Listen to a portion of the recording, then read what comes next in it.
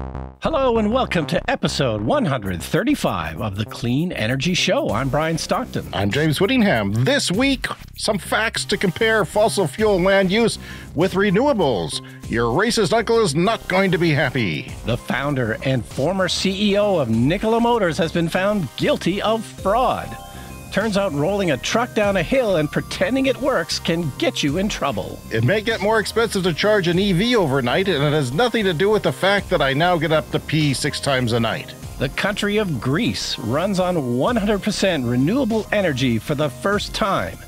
The Olympic torch is lit by the sun, so why not all the lights in the country too? All that and so much more in this edition of the Clean Energy Show. Well, welcome to the podcast, everyone. Also this week, VW has hired Ewan McGregor to help them sell EVs. Brian has his first ever book report. Looking forward to that. And a corporation based where Brian and I live is betting big on nuclear revival thanks to the war in Ukraine and other factors. You sound funny this week, Brian. Are you under the weather? Yeah, I got a cold. What? How do you know? I thought colds were eradicated. Yeah, this is my second cold since the start of the pandemic. Are you licking telephone poles? What's going on here? Yeah, well, we took a plane trip, as you know, last weekend to Whistler. Aha! I knew you would get diseased. Yeah, I mean, I was kind of worried we'd get COVID. Didn't get COVID, but we got a cold. My partner got it first. I was a few days behind. I thought I may have escaped it. Yeah. But it's starting kind of yesterday, and my head is slowly filling up with fluid. Is it a bad It's cold? rather unpleasant. Oh, no. Oh, no. You know, you remember before COVID when you used to fly? No. It always seemed like I would always get a cold whenever I flew somewhere. Yeah. I don't know. I mean, everybody trapped on an airplane like that. And not wearing masks. You know, they say that air is recirculated and filtered, but, I don't think it's just too close a quarters. Do you put on an air in your face? Because I'm always a bit warm on planes. Like I make sure I get the air going at my face. Do you do that? Yes, and we discussed that as we got on the plane because I said to my partner, well, wait a minute, is this like COVID-filled air that I'm putting in my face or is this fresh, clean air? And it has just gone through the filter, so presumably that is the fresh, clean air. It always smells fresher to me. It always smells like it's mixed, like a car vent, like it's mixed in with outdoor air. I don't know that it is. It'd be nice if it was, but there's not enough oxygen up there at 35,000 feet to do that.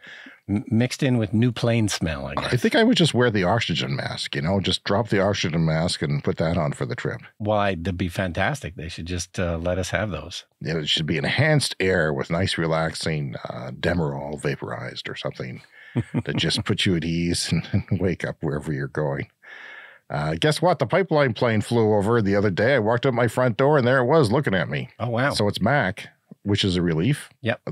Perhaps why I haven't noticed it is I noticed because I went to my app and it's flying a few hundred feet higher than it was before. It's flying at 200 feet before. Yeah. Now it's up to 500 feet. I don't know if that has anything to do with the crash that was fatal. Yeah. A month ago. To recap, James has a pipeline behind his house and there's a plane that inspects it pretty much every day. But yeah, there was a crash of one of these planes not that long ago.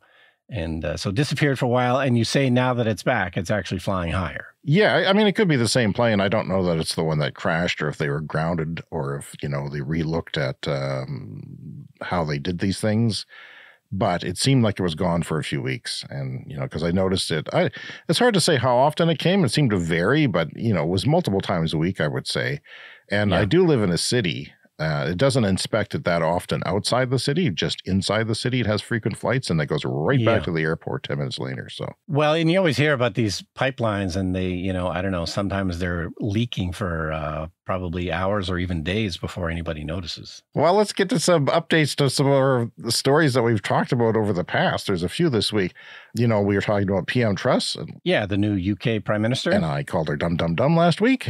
Yeah, she's real dumb. And that's because she doesn't like the sight of solar panels on farms and she was going to kibosh solar everywhere. How dumb can you be, I ask? And well, turns out the country is in agreement, not for that reason, but mostly for other reasons. In fact, how is Liz Truss doing? 83% say badly, 15% say well. Should she resign? 55% say yes, and I'm in that 55%. Although, who knows who they're going to get in their place, but come on. I mean, there's so much data for renewables being a good thing in this energy crisis, like saving billions over the summer, reducing the amount of Russian gas imports by 13% than over just from the growth of it. It's just crazy. I mean, if there's all kinds of numbers you can look at.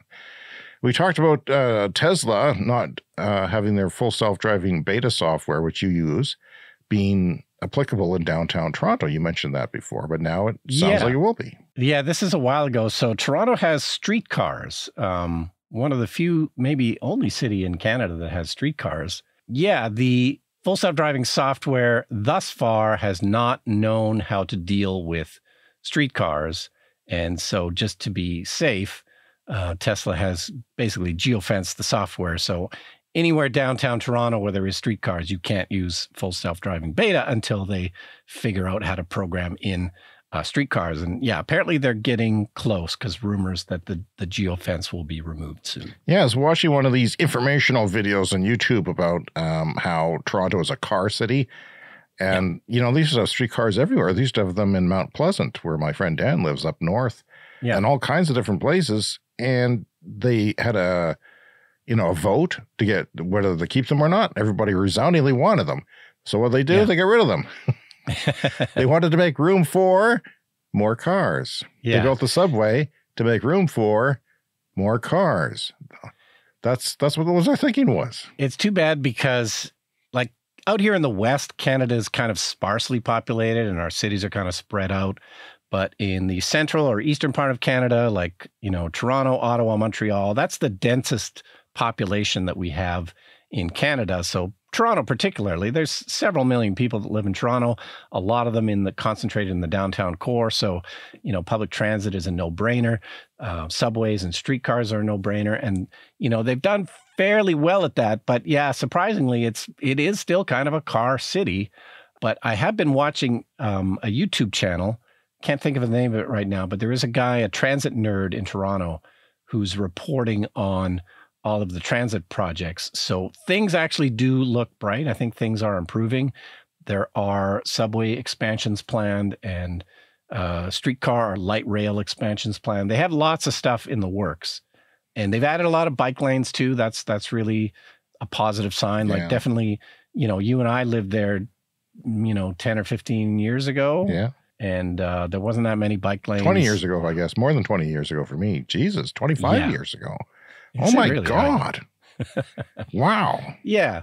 I mean, it was still kind of fun to bike in Toronto. I remember you and I biked. There's a nice path down by the waterfront. Yeah. You and I biked down and watched the fireworks one night. That was a lot of fun. The only thing is that it borders the Don Valley Parkway, which is a freeway, and you get all the exhaust and all the pollution. Yeah. I was, you know, as a prairie boy, it was very disconcerting to see, you know, the distant trees obscured by smog.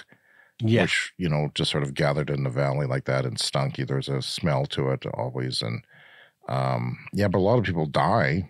Cyclists die in Toronto, so it's not a safe place. But I remember cycling downtown. I lived adjacent to downtown in East York. It used to take me a half hour to get to the heart of downtown by bike, which was, you know, more enjoyable in the summertime than taking the subway and waiting and getting stuffed like sardines somewhere and, you know, the whole noise of everything. But yeah, bike lanes are tough in cities like that, but it's also got the busiest freeway in North America too. The 401 is nasty, massive freeway. Dozens of lanes, it seems like. The Kia EV6. Now, I was shocked to learn that came out almost 18 months ago now, on the spring of 21. I thought it was in the last 3/4 of a year for some reason. Yeah. Maybe it's because I heard about it and I didn't pay much attention to it because it was a similar vehicle to the Ionic 5, although it's, you know, it's not a direct comparison necessarily in aesthetics and appeal. They sold only 6,100 units of that worldwide in September. And if that isn't shocking enough, that's actually down from the year before. Down. Yeah, well, I assume it's just because it's production, not sales. I mean, I'm sure they can sell every one that they make. You know, they just need to make more of them. And they're not. But that's a major problem, Brian. Yeah. That gets my trombone of the week. Yeah. Thank you for the emphasis. I'm very disgusted by this. So the Nero EV sold 4,500. The Seoul EVs outside of South Korea. The Seoul EV sold a whopping, are you sitting down? Yes, you are, 292. The Seoul EV, 292 worldwide. Tell me something. You can't sit there on your pompous Kia ass and tell me that they're not Asianizing EVs, that they're not taking the same sort of idea as Japan and saying, we don't believe in them. Because they're making great AVs. Yeah. And you know what pisses me off so bad? I watched a football game, an NFL game, and there was nothing but EV ads, including the Ionic 5. Great ad, great car. Can I buy it? Nope. Can't buy it. Why are you advertising it? There's lots of other stories like that too. Why are they selling them? Why are they pretending that they can sell them? Are they trying to get people into the dealership to sell combustion engines? I mean, are they just trying to look like they're advanced, or do they just not give a crap? And I think they're probably trying to stop people from going to EVs that are available. So if you're a loyal Kia or Hyundai owner, then you can think to yourself, okay, well, you know, there's Kias on the horizon. There's some reviews out lately on the web of the Ionic 6, which is the upcoming Hyundai, but it's not coming till next year. But, you know, they've let out some sort of review models, and there's lots of, you know, YouTube reviews. Yeah. And yeah, it looks like a great car, but again, like it's not going to be available for it's premature. At least a year. It's premature to even do that. I'm going to forget about it by the time I could actually order one. I mean, it's going to be ancient history. But it also looks like a great car. Well, yeah, of course it is. That's the frustrating part. If they weren't great cars, it wouldn't be so frustrating, would it? But they're making great cars. They seem to know what they're doing. But have they secured the batteries? Do they want to make them? It doesn't seem that way. Yeah. Well, we have an update coming up later on from VW that addresses some of these issues. And when you can buy them, you certainly can't buy them where Brian and I live, because we're not in a ZEV, zero emission vehicle jurisdiction or anything like that, and we're not in Europe, so that's kind of sucks. So yeah, you have one here. Greece was powered by renewables. I just always like good news stories like this. I mean, it's going to become more prevalent, so at a certain point we'll have to stop reporting on these because it's just too common an event. But yeah, Greece for around 5 hours ran on 100% renewables on October the 7th. Yeah, I just love stories like that because it's a sign of things to come. It shows us that this stuff is working. I assume the people who are against clean energy take it the opposite way, like, well, it only ran for 5 hours. That doesn't count. Well, wait till we get to 2050, people. I tell you, when our jurisdiction runs on 100% renewables for 10 seconds, I'll soil my pants on the podcast. No, that'll be a day for celebration. We'll have some champagne. I'll tell you what, dig up my corpse and put a birthday cake on it when that happens for you, because it's going to be something. Yeah. From Bloomberg, carbon capture projects hit a record. So the pipeline of carbon capture projects rises to 153. 30 are operational right now, including one in our jurisdiction, which is at a coal plant, one of the first in the world, and it's not performing up to specs at all. Planned projects that are planned, remember, not existing, but planned, would mitigate less than 1% of CO2 emissions. And the problem, in addition to just being 100%, is that it continues investments in fossil fuels. It's another way of prolonging fossil fuels, which, as anyone who listens to the show on a regular basis knows, makes James angry. James doesn't want to be angry. It takes days off my life, Brian. Well, as I've said before, I was kind of in favor of this because, like, we are a coal-burning place where we live. And they started talking about this 20, 25 years ago. And back then, it's like, oh, that kind of makes sense because, we just didn't know enough back then. It was exciting at the time. It was exciting. I was excited about it. It was very exciting at the time. But also, bureaucracies are lumbering and slow, so it took them forever to get it off the ground. And now that these things are running, we know that they're just too expensive and they don't produce the results. So let's just buy solar panels with the money instead. I remember when they opened it, they invited dignitaries from around the world into a tent. Oh, yeah. But it had a weird vibe. It's like there was no one commenting on it. No one's had anything to say. And they were hoping to export the technology. Not only did they invest billions of dollars, but they wanted to export that technology, which I'm sure they've learned a couple of things that they can export, maybe patent. But critics argue that it's expensive, ineffective technology that just prolongs the life of fossil fuels, which I'm sure our local governments here would love to do. Yeah, and I guess there was a possibility that they could take what they learned and refine the technology and make it cheaper and make it more viable, but so far that has not been the case. Well, I'm excited, Brian, because it's time for a brand new segment on the show. And that segment is... Report. Yeah. It's Brian's the first time report. you've sang on a segment. And probably the last. Hey, I harmonize with myself. Yeah. I watched my friend who can sing do that for video projects that I used to work on. So I tried it and it kind of worked. But, if you next time, just you got multiple tracks there. If you want to, let's play that again. Let's just. Report. Yeah, because we may never hear it again. So I have to play it twice. Well, it seems unlikely. Yeah, it's not often that it's going to be appropriate to talk about a book. I mean, how many can you read? You're just retired. I mean, I certainly don't typically read books about climate or clean energy or climate change or whatever. But this one's an exception because it's a picture book, which, barely even counts as a book. Yeah. It's a graphic novel. Really? It's a graphic memoir. So this is a book called Ducks. My memoir is 2 years graphic. in the oil sands. Yeah, Ducks, 2 years in the oil sands, and it's by Kate Beaton. And it is published by my favorite publisher, which is Drawn and Quarterly. They publish graphic novels of all different kinds. That's a good name for a publishing company that publishes. Yep, Drawn and Quarterly. They're the best. But yeah, this book is really great. So Kate Beaton is an artist from Cape Breton, Nova Scotia, from here in Canada, the east coast of Canada. And she graduated from university with a history degree around 15 years ago or so, and graduated with a mountain of student debt. Mm-hmm. And so she was kind of looking at the jobs that were available to her with a history degree, like working in museums and stuff. Yeah. And, she was like, oh my God, I'm going to be 90 years old by the time I pay off my student debt. So she, like a lot of people from Cape Breton, from Newfoundland, from the east coast of Canada, took a job in the oil sands of Canada, which is, here in Alberta, next door to us in Alberta. This is kind of based around the city of Fort McMurray, mm-hmm. kind of northern Alberta.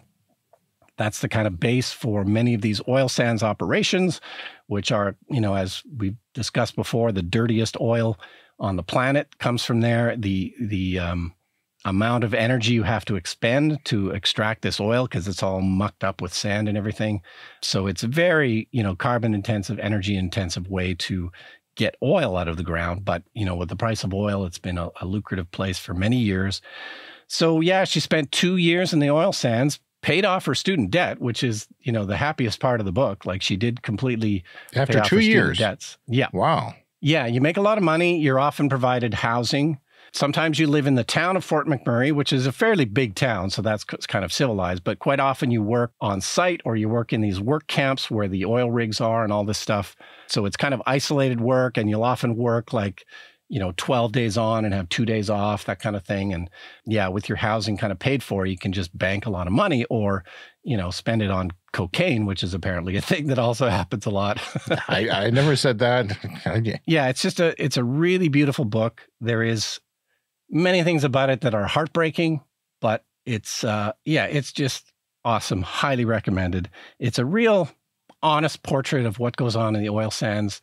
So there's sad parts about it, but also, funny parts and fun parts, and there's a real humanity to it. Highly recommend. Well, send me a link and I'll put it in the show notes, for gosh sakes. So check your show notes, people. I assume that there'll be a link close to the top of the notes there. Okay, because my son's got a buddy who was in psychology at our local university. He switched over to history, and I just, my God, that's worse than film. That's what you and I did. It's just, I felt, chills come over me. It was kind of bad. Like, you poor bastard. Psychology. We need lots of people in psychology more than ever. History, not so much. Yeah. Not so much. Yeah, and the author, Kate Beaton, she's most known for a book and a website called Hark a Vagrant, which is history-based. She sort of did these humorous cartoons about history, which she knows a lot about because she has a history degree. But if you've ever wondered what life is like in the oil sands, this is probably your best chance to find out what that's like. Well, there's a new Stanford University study that Forbes had a piece about. It's about EV charging at night may not stay cheap through the EV adoption curve. Now, the thinking is that with everybody having EVs, they're all going to charge at night. So the power, they're not going to have excess power at night. They're going to have enough, or they're going to have to keep up even. I don't know how much you drive, but I might charge like an hour or two a day. You know, a lot of days that I'll just charge an hour or two. I'm not talking about people with long commutes or buying EVs to save money, and that's obviously a different story in highway travel and vacations. But typically, I mean, statistically, people travel 20, 30, 40 miles a day, and that's an hour or two of charging, essentially. And, you know, we come home and we turn on our clothes dryers and our ovens every night, and the grid doesn't go down. So, and you know, we've gained a lot of efficiencies in those things too, right? Yeah, I guess the only issue would be that they're used to having very low usage overnight. So a lot of the systems within the grid are planned for that. Yeah. But, you know, they should be able to tweak those plans and make more power available overnight. Well, here's what they said. They said that the researchers estimate the impact of rising EV ownership in the Western United States could boost power demand by as much as 25% by 2035. That's the year when California has banned the sale of new gasoline vehicles. Doesn't mean they're all going to be EVs by then, of course. It just means that you can't go out and buy one. So charging after 11 will get more expensive, they figure, and push utility operators to boost their power generation. They say that more EV charging should be done during midday hours. Ideally at work or public stations. Now, this is when, you know, maybe this is not necessarily every day, right? But when the solar, there's days when they have excess solar, it's already happening in California. We talked about it. Lots of news stories talk about it. So when wind and solar power supplies are at their peak, sometimes producing more energy than the grid can even handle. So California is set to have 5 million EVs by 2030. That's about 30% market share level. You know, 2030 is not far off. It's coming. And at that point, the electrical grid will experience significant stress, they think, according to that, unless there's increased capacity or behavioral changes. But this gets me to thinking, Brian, that we're going to just need a smarter grid. We're going to have to start thinking and being incentivized to charge when there is excess solar, when there is because if I had a normal EV that you could buy for 400 or 500 kilometers, 200, 300 mile range, I would probably charge it once a week in the summertime, right? I mean, I wouldn't charge it very often. Well, maybe I wait till I get a note on my app saying power is free for the next 2 hours. So I take up my other app and my EV starts charging. You know, maybe something like that. Maybe that's a little too cute and easy, maybe. But we're going to have to maybe, in order to accommodate renewables, start, you know, because we're already doing it. There are already experiments, like you had a story a week or two ago about governments, the utility controlling thermostats as an experiment, right? So when they have when they don't have enough power, they adjust your thermostat a little bit. And they did that voluntarily in California. So I don't know. It's by having electric vehicles capable of charging, you know, to the grid, discharging to the grid, that's another thing, right? I mean, that would maybe even offset a lot of the problems when you have those little peaks. Because the EVs that are charged might be able to backfire, and if they make it worth your while financially, and I think they would, that, you know, could help flatten the curve. Yeah, downsides to having all those EVs on the grid, but also potential upsides. Yeah, and then there's school buses, you know, and city buses and things like that will be sitting around and able to pick up. Because a lot of times you build the grid for the worst case scenario. Now, if you got 1 million EVs out there that can cover that worst case 10 minutes or, you know, something like that, then it really changes the game. So Yeah, I'm just starting to think like that. The average mileage per day, by the way, is 20 miles in the UK, 37 miles in the United States. And EVs won't need charging more than once or twice every week or two. So looking forward to that. Plus, your battery doesn't get messed with as much if you're not charging as much. Certainly a lot more charging for us in the winter when it's deadly cold. So Nikola is back in the news. Now, we used to talk about Nikola all the time when we started our podcast 2.5 years ago, didn't we? I mean, it was an exciting, potential good thing. It was the Rivian of, let's say, long-distance semi-trucks, but no. Yeah, so this has been going through the courts for quite a while, but Trevor Milton was the founder of Nikola Motors, or one of the founders, and was the CEO. And he's now guilty of fraud, 3 of 4 counts, guilty on 3 of 4 counts. Basically guilty of pumping the stock. So, Nikola was working on like a hydrogen semi-truck. And this is the most fun story, is that they just rolled it down a hill and shot video of it and sort of tricked everyone into believing that they had a working prototype, which they did not. And then at other things, like they would show these trucks and vehicles at shows, and, people with an eagle eye would spot that hey, wait, this is plugged into an electrical cord underneath there. Yeah. And so they were just fudging the truth. But when you're a publicly traded company, you're not really allowed to fudge the truth like that. And it ends up with fraud charges and guilty. So, but Nikola still exists. This is a real company. They still have hundreds or perhaps even thousands of employees working on, I think, less hydrogen and more battery electric now. Mm-hmm. But, they are Do you think they'll trying to dig themselves out of this hole. Do you think they'll come up with an electric pickup truck anytime soon? I'm not pickup truck, but like a semi-truck, long distance. Yeah, I think there's a good chance. Like, even when all this controversy was happening, I sort of thought to myself, well, wait a minute. I mean, there's still a giant headquarters here, and there's still hundreds of people working there. They have to be working on something. It's not like they're all just sitting around drinking coffee all day. So they're, I mean, that, I still hope for the best for Nikola, because, the more players we have in this space, the better. Yeah, especially with long distance trucking. But they were hoping to have hydrogen powered trucks and build out their own hydrogen network of, and that just seemed like a daunting prospect financially and logistically, and they would need an awful lot of people backing them in order to do that, because it's tough. I mean, just like Tesla, they could start with pre-prescribed routes between, bottlers and distribution centers and stuff like that, and grocery stores and distribution centers that are a known length and maybe not even too long, but it's just, and they even had places that were going to fix them on the road too. They even had a series of shops that were ready to fix them. Yeah, and also at the time, like, it really wasn't clear that, even though this is just a few years ago, that battery electric semis, people weren't sure how viable that would be. So as we reported last week, the first deliveries of the Tesla Semi are going to be on December 1st. I think there are some battery electric big trucks out there. So we'll know soon that, battery electric should work for semi-trucking. Now, last week, I touched on sort of this myth that goes around that land use of renewables is a bad thing. How can we possibly power 100% of our grid? What are we going to do? Cover every square inch with solar and, wind turbines?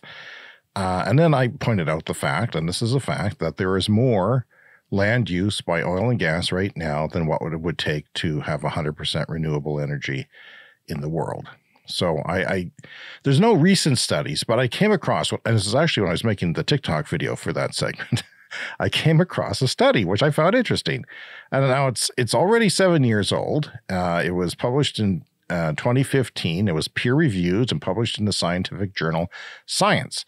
And it estimated that 30,000 square kilometers have been lost to oil and gas well pads, storage tanks, and associated roads just in the period from 2000 to 2015, just in that 15-year period. 30,000 square kilometers just for oil and gas. So the amount that is lost, the equivalent of lost rangelands is the equivalent of approximately 5 million animal units per month. I don't want to think about what that is. Kind of think I know. And the amount of biomass lost in croplands is equivalent of 120.2 million bushels of wheat, something we have here where we live, lots of wheat.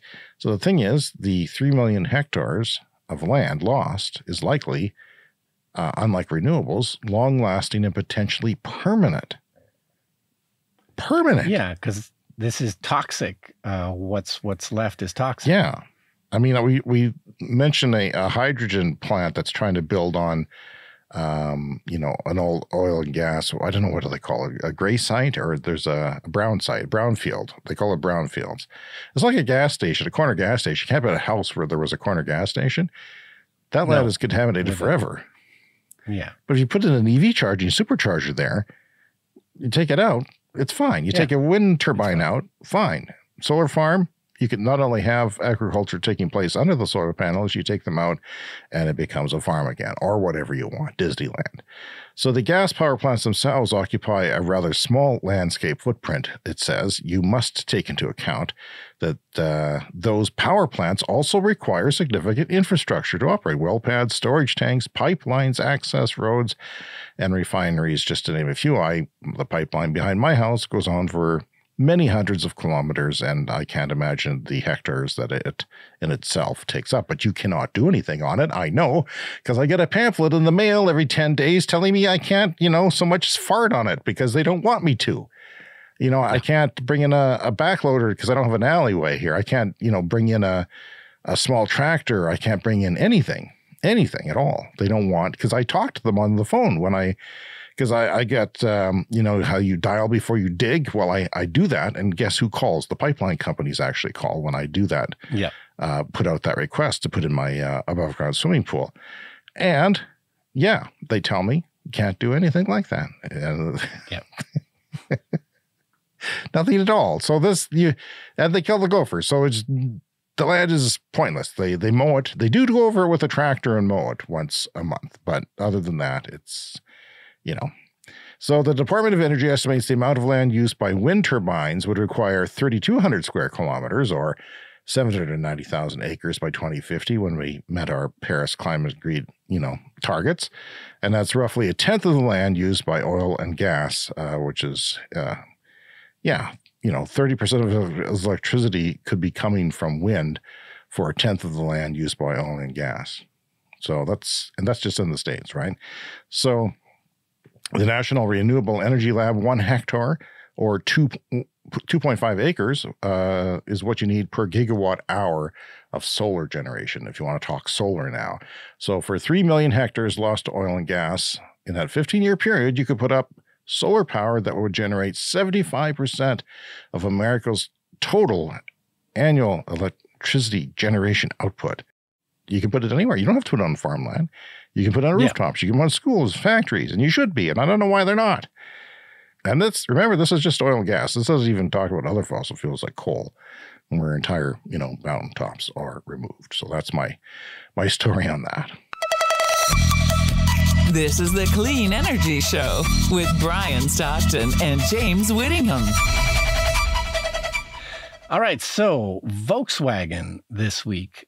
So we were talking before about Hyundai and Kia maybe not making that many battery electric vehicles, even though they're quite great. But I thought this was worth mentioning. We've mentioned Volkswagen's output before. But yeah, Volkswagen's on track to make 500,000 EVs by the end of this year. So 500,000 output in a year. That's behind Tesla, which is going to be around 1.4 million. So just between those two companies, that's around 2 million battery electric vehicles. So this is starting to ramp up. Volkswagen is taking this seriously, and they're taking it so seriously, they've hired Ewan McGregor as their next spokesperson. And of course, we talked about that show that was on Apple TV called The Long Way Down. Long Way Up. Long Way Up. Yeah. Long Way Up. Yeah, great show. Excellent show. If anyone's interested, Ewan McGregor likes to do these tours on motorcycles. So that's the newest iteration of that show. I think there's been 3 seasons, and it's on Apple TV Plus, and they started at the tip of South America and drove up to California, I think it was, and on electric motorcycles and with prototype Rivian electric pickup trucks, just for the scenery, but also to see if it could be done electric. And it turned out to be an awesome show. So yeah, clearly Ewan McGregor is an EV enthusiast. He's a big Volkswagen enthusiast. He owns several Volkswagens that he's restored, including one that is a 1954 Beetle that he had converted to electric. So he drives a 54 electric Beetle around Los Angeles. And so yeah, I think that's kind of fun. Yeah. And I will point out that there's 3 iterations of this series, but they started like 20 years ago. Yeah. So when they flash back, he's very young, and he has a buddy that he takes with him, and that they both like motorcycles and racing and stuff and living on the edge. And it was very much a struggle with electricity in South America to charge a prototype Harley Davidson live wire before they even came out. The earlier previous seasons are just like shot on kind of old standard definition video, so they don't look that great. But the newest season that's on Apple TV, it's all in HD, looks fantastic. Oh, yeah. It's and really because it is essentially a travelogue show, and I became fascinated with South America. What a beautiful continent, if I may. Yeah. And they were able to shoot it in glorious HD with lots of drones and different things, and the technology that is compact and fits in the motorcycle, operated and unoperated. And and then the first few episodes were the struggle to charge, and then it became more like logistics and things. And they inexplicably went through Mexico on a school bus that they modified, though. Like, it was too dangerous. There was a nasty tourist murder that was an accident. Ewan McGregor is a great guy.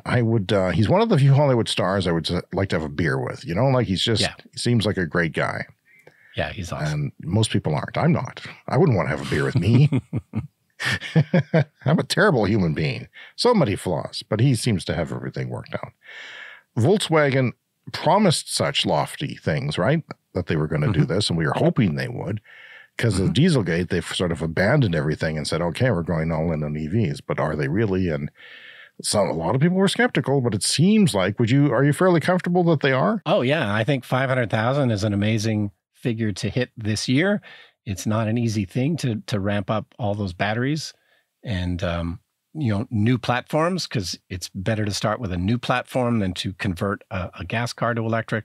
So, yeah, Volkswagen is well on their way. When I saw you were doing the story, I watched the Star Wars commercial with him in it. Sort of, he drives off in a Volkswagen ID Buzz, the Volkswagen EV version of their minibus van. So, which is, by all accounts, horrendously overpriced, but also very cool. And if I was, had a money tree, I would certainly have one in the driveway for the cool factor. Going to be available in Europe very soon, from what I recall. Yeah. Well, the Financial Times has a story on nuclear revival, in that Westinghouse Electric, which is a U.S. nuclear power company, it's being bought by a private equity-backed consortium in a almost $8 billion deal for 4 years.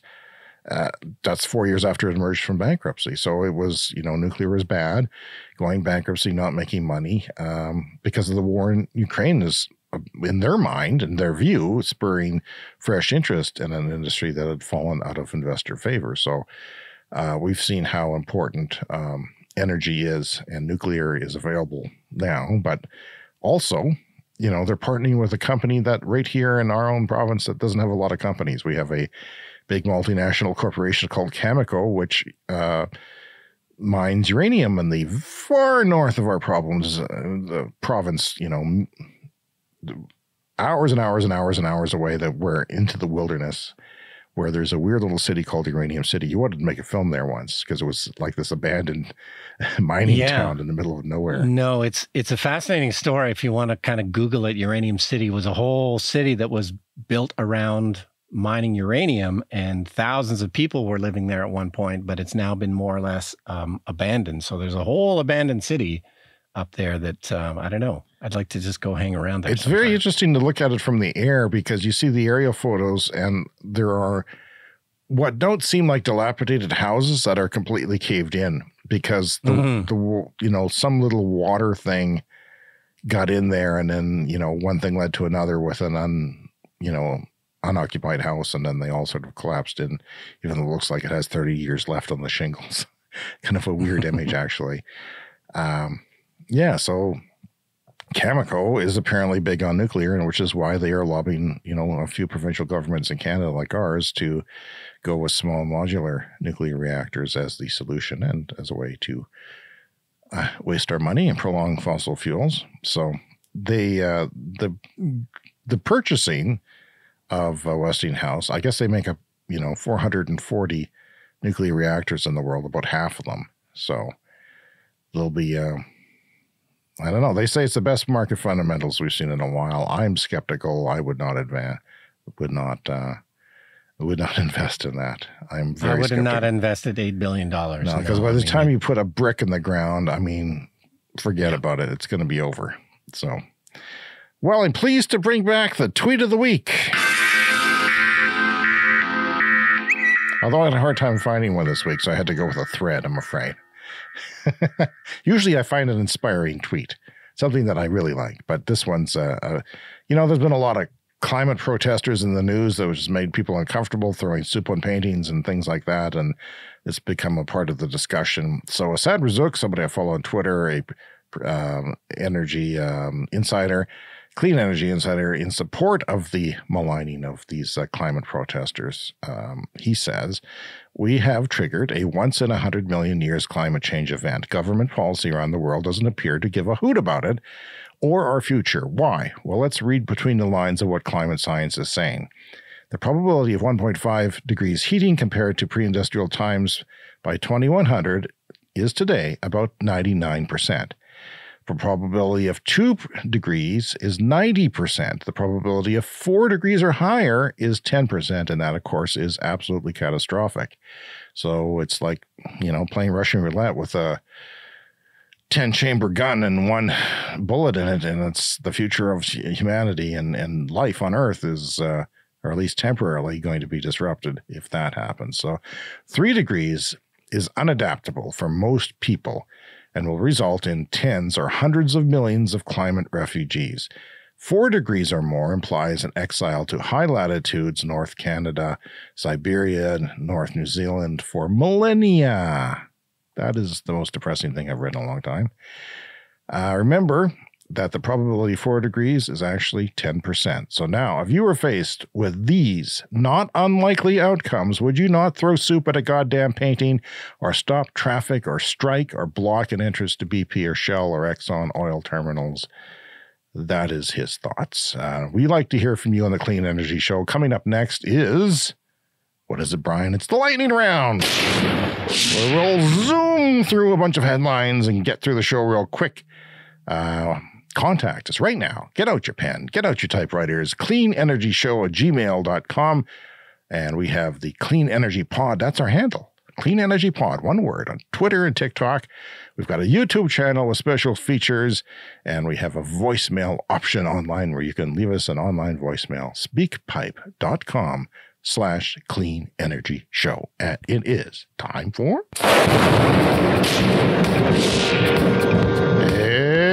It's the lightning round. A fast-paced look at the week in clean energy news. Brian, the show's gone by fast. They all go by fast. That's how we're at 135 of them already. I don't know what's going on. Maybe the cocaine from the oil industry has gotten into my coffee in the morning or something. But offshore construction starts on Japan's first floating wind farm. It is, in total, pretty small, 16.8 megawatts. The Goto wind farm will feature 8 Hitachi 2.1 megawatt turbines installed on hybrid spar-type 3-point mooring floating foundations and come online in a little over a year. Now, the biggest wind turbines that we often mention are 14, though those are not floating. So I don't think the floating works for turbines quite that big. But it's nice to see Japan is finally getting going with. Because remember, they've got a deeper offshore, so they need to do the floating in a lot of cases there. Yeah. Jinko Solar has achieved 26.1% efficiency in their solar panels. This is not PERC solar panels, which we're used to, but N-type TOPCon solar panels. So the new record was confirmed by China's National Institute of Metrology. Is it metrology? Metrology. Sure. Let's say that. It's the science of measurement, Brian, and a word that I didn't previously know because I don't measure things. So PERC adds a passivated film to the back of ordinary solar panels to absorb more light than may have passed the initial cell surface. This is how they get this higher efficiency. Now, the panels in our houses might be, 9% efficient or something like that? Yeah, maybe 20 if we're lucky. And, something like this is significantly higher for the same panel. And they seem to say that the cost will be very close too. They're basically adding this ultra thin oxide layer on top as another barrier to contain unabsorbed light. They're just trapping more light. And, when you talk about bifacial panels, picking up stuff on the bottom as well, normal panels only pick up 70% of the light in the bottom direction, but these pick up 80%. So that's a 10% gain, which is nothing to sneeze at if you are making a bifacial solar farm, which sometimes apparently can be vertical. To smooth out the curve of the power generation during the day. Yeah, I'm always excited about these advancements in solar panels. 18, 19% is typical from a few years ago. So getting up to 26 is great. Now, female workforce share in the renewable energy sector, 32%, oil and gas, 22%. So we're spreading out the jobs a bit better as we transition to renewables, something to think about. Few markets are electrifying quite like China, Brian, where EVs have gone from less than 1% of light commercial vehicle sales to 10% in the last 2 years. Okay? That's fast. 2 years, basically nothing, 10%. And this is light commercial vehicles are not like you and I. They're driving all day and they're bigger. The vehicles use more energy, so they're bigger and they drive all day. So this is a big impact on oil. And I expect very much that this is going to happen soon because we see it every day in the headlines, new small commercial vehicles and trucks coming online that are electric. Oh, it's time for a CES Fast Fact. Yep. It costs about $1,300 to install a public EV charger on a lamppost. $1,300. We talk about how we're going to deal with apartment owners and stuff like that. Yeah. That's not much. This is the whole kit and the caboodle and the fact that it charges you too. The whole billing system is built into it. $1,300 US. No, we have tons of cars that park on the street all day long, so why not give them an option to charge? And keep in mind, you use your own cord for stuff like this. It's basically a socket. And in Europe, they bring their own cord. Audi wants its EVs to clean the air while they charge or drive. This is, if I had a segment, the weird story of the week, this would be it, Brian. This is weird. And by the way, I once saw a thing where they had a train that was going to carbon capture as it drove, but I lost the story. But right. I was going to talk about it on the show about 6 months ago. So Audi wants to do this with their cars. Their vehicles will be equipped with systems that filters particles out of the air. This is a test. This is an experiment. They'll do it passively when they're driving it and actively with a fan when they're charging. And they're just going to take particles out of the air through, I don't know. It's not going to make a difference. It's going to add cost to the car. Why are they doing this, Brian? Why? I don't know. It seems like the dumbest thing ever. Pennsylvania State University researchers develop 10-minute charging method. Now we hear about this stuff all the time and we don't mention it on the show. Why? Because we don't know if it's real or not. However, this was published in the journal Nature, which is the journal, the top journal. This is no bigger journal than Nature, as far as I'm concerned. I love it. It's my favorite journal. Absolutely. That's what they have that written on the cover. Brian Stockton's favorite journal. And it's only why I mention it, because adding a thin layer of nickel to the battery, which is also why I mention it, because it's not a huge, weird thing that may or may not work. Right. It's a minor thing that is actually helping it cool the battery. Something like Tesla might develop, something like that. Well, they're adding a thin layer of nickel in the spooling to help with the cooling, and that means that they can charge in 10 minutes. So that might be a thing. Okay? It might be a thing. Yeah, I mean, might potentially add too much cost. That's because nickel is one of the more expensive materials for batteries, but we'll see. Oh, it's another CES Fast Fact. All of the lithium mined last year would last just 1 month in 2040. 1 month. All the lithium mined last year would last 1 month. And in 2050, that magical year where we have to get to zero, it would last 2 weeks. So this is based on, I guess, current projections of how much lithium we're going to need to put into batteries and such in 2040. And it could be wrong. We could be onto batteries that don't require any lithium by then. I'm hoping it's possible. Yeah, we'll see. Especially for grid, and stuff like that. Electric. Miners are cutting CO2 emissions in half by switching to electric vehicles. So I know that mining was ripe for electric vehicles because you have to clean the air as you go down in the mines. That's an issue to have a diesel truck running or equipment. So if you electrify it and you throw out a solar farm, it's even better. No, and there was a story this week about a hockey rink somewhere switching to electric-powered Zambonis to clean the ice. If you've ever been in a hockey rink, it's ridiculous. Like they have these gas-powered Zambonis driving around, especially in a smaller, like community-sized rink. The fumes are ridiculous. We shouldn't be breathing in those fumes. It's the same thing with mining. Like, you don't want to be burning fossil fuels down in a mine. You want clean battery electric power. And like every decent Canadian, Brian was born on the blue line of a ice hockey rink, weren't you? Back in the day, many years ago, many years ago. Yeah, but I what surprises me though is it's half the emissions from mining can come from electrifying the vehicles. That's really good. I didn't know that it would be that great because that's easy. And by the way, we've seen even years ago, early in the podcast, giant supersized trucks that are electrified that are going up and down coal mines that just completely recharge on the way down. And they don't even have to charge during the day. They just, regenerate going down with the regenerative braking. BYD Atto 3 scored 5 stars in the Euro NCAP safety test. Now, the reason why I bring this up is because I've often pondered with you on the show, what are the Chinese cars going to be like when they come? Are they going to be safe? Now, that's a bit of maybe an unwanted, undeserved prejudice that is coming from bad Chinese manufacturing and quality from past decades in the 80s and 90s.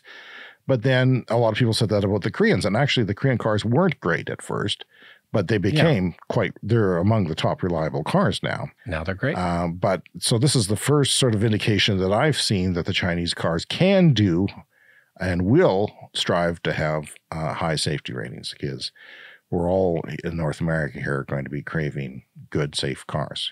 That affected my buying decision last time. Oh, another fast fact. U.S. wind power currently generates enough electricity to serve the equivalent of 43 million American homes. That's right now.